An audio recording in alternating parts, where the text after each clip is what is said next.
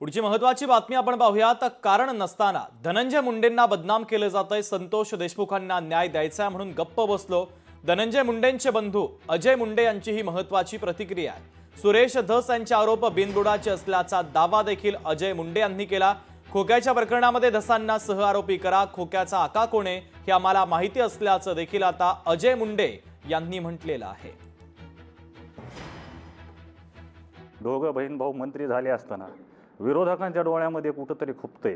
कारण धनंजय मुंडे साहेबांवर कुठलेही आरोप नाहीत, काही नाही, कुठला विषय नसताना घेण्यानं देण्याचं त्यांना आज बदनाम केलं जाते। त्यांनी राजीनामा दिला, तब्येतीचं त्यांचं आज खऱ्या अर्थानं त्यांची तब्येत इतकी वाईट आहे, आज ते अशा अनेक आजारांना त्या ठिकाणी सामोरे जात आहेत। अशा परिस्थितीत आम्ही सर्वजण मुंडे कुटुंबीय त्यांच्या भक्कमपणे पाठीशी आहोत। आज सुरेश धस किती धुतल्या तांदळाचे आहे ते दिसतंयच आपल्याला, कारण त्यांचा खोक्या आज बाहेर पडलेला आहे। आणि या खोक्याचा आका कोण आहे, कारण ते स्वतःच म्हणतात की हा तो एक साधा कार्यकर्ता आहे। आणि असा साधा कार्यकर्ता जर 200 मोरं हरणं कापून खातो, मग याच्या मागं हा सुरेश धस नसतील हे कुठं सांगता येईल।